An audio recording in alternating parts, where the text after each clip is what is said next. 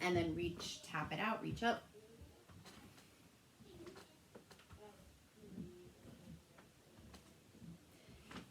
And then take it across the chest. Nice little rotation. Should feel nice in the shoulders and upper back. And then hamstring curl.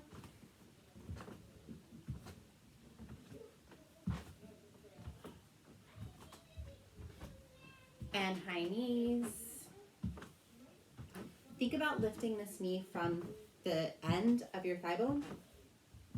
So you're trying not to grip in the hip flexors as much as you can. Hip flexors are definitely working, but try not to have them like be gripping.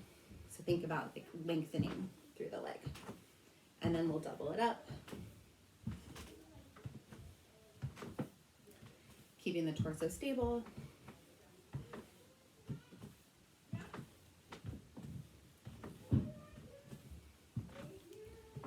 And then little squats, feet hip width apart, shifting the weight back. So relaxing the shoulders, reaching those hips back, hinging at the hips, but not at the waist. So growing tall from the torso, down and up.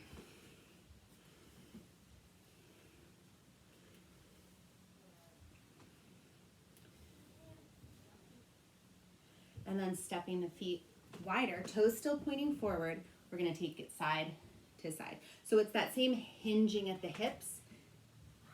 Tush goes back, but I'm really pressing strong through my heel of the bent leg. So pressing strong through that left heel, pressing strong through the right heel.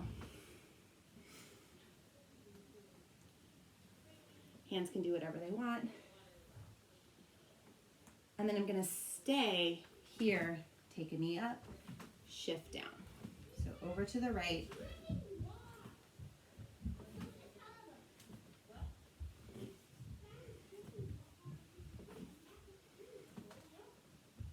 Two more on this side. And then shifting over to the left. Every time I come down, I shift my booty back. Grounding strong through the heel.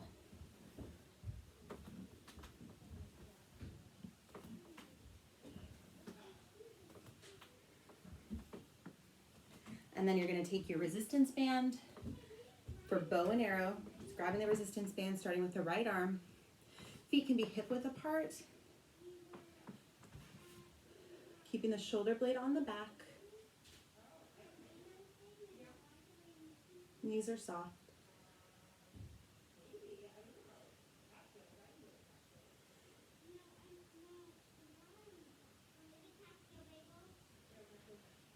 Three more.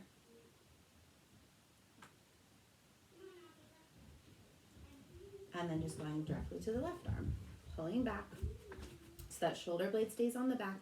Collarbone is wide.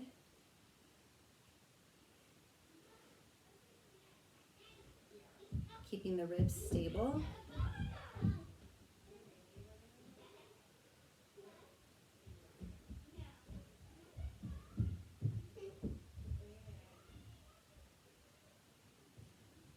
Two more. Good. And we're gonna put the band down, relax, and we're coming into squats. So feet are hip width apart. You can reach down towards your feet, so nothing in your hands here, but we're mimicking, like imagining that we're on an airplane lifting luggage from the floor into the overhead compartment. So we're practicing lifting from the legs so the back is supported and safe. Shoulders are still away from the ears, heavy through the heels. Four more. See if you can wiggle your toes, shifting the hips back. And then you're gonna grab your dumbbells. So you're gonna put both 5-pound dumbbells in your right hand, left leg forward, right leg back, and then you bend over so that the chest is parallel to the floor, pulling up. So feet hip width apart. Notice my ribs are stable, long neck.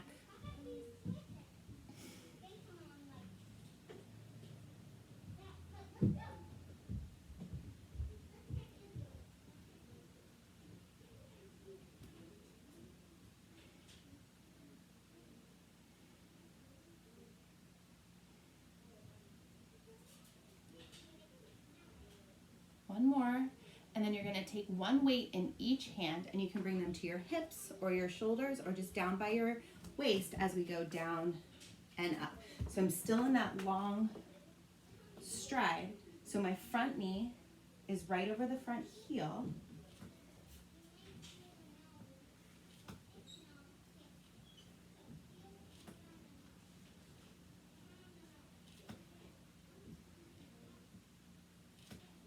Two more.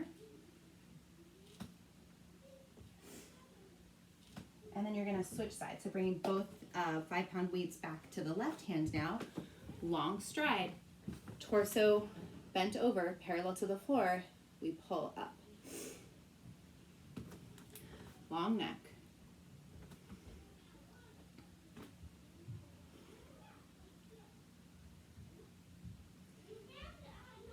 Keeping the shoulders on your back, ribs stable.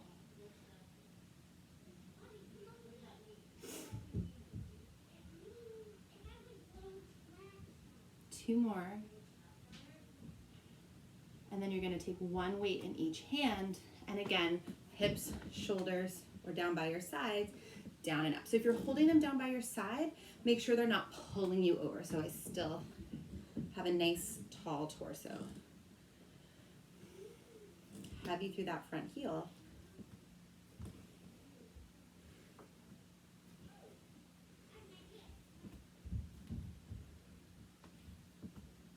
Two more.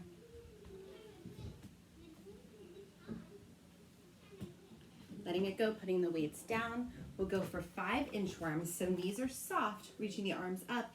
You're gonna walk out, alternating which hand leads.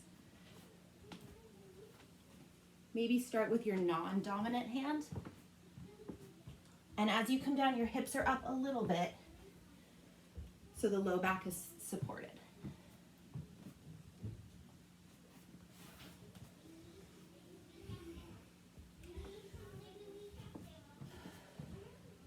So that 5th one, you're gonna stay down halfway. So you're gonna stay in that plank. Knees can come down or stay up, hands wide, and we're going for 8 push-ups.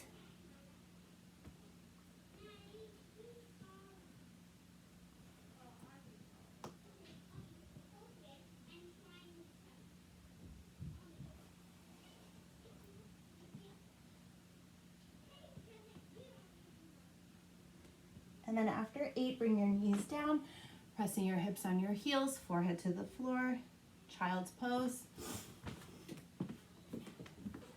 Walk your hands to the right. Should feel nice in the upper back.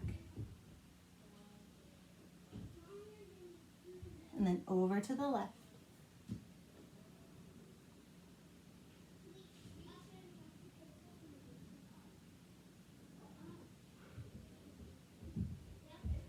And then back to center, up on hands and knees, pressing the floor away from you. We're gonna slide the right leg back and up and down. So pretending like you have a bowl of soup on your low back, lifting up through that whole thigh bone, pelvis stays stable.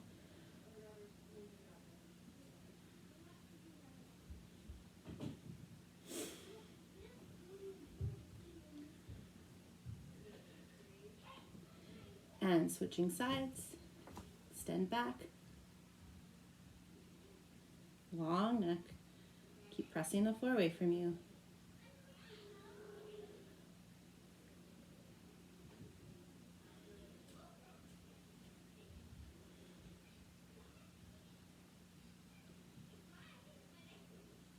Pressing it down, coming up onto your knees.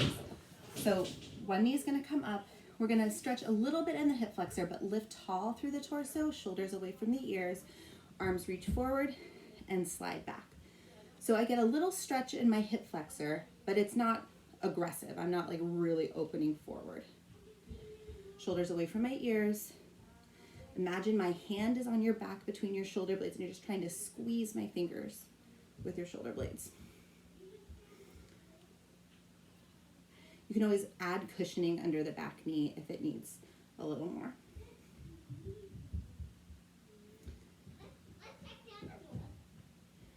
Good, and then you're just gonna switch sides. Take that hip flexor stretch on the other side. Torso leans forward a little bit, but I'm not reaching forward. I just lengthen and lift up. And my arms come up and open. So forward into a Y. Forward into a Y. So no tension in the neck. I'm feeling the upper back muscles.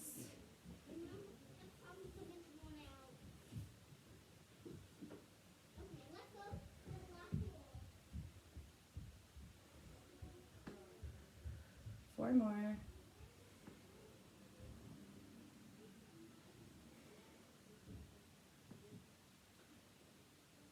And relaxing it down. Coming to all fours, thread the needle. Take a nice stretch there.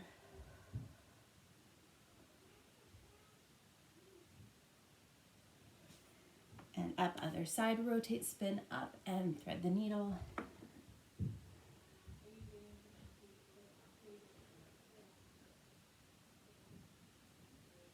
And coming up.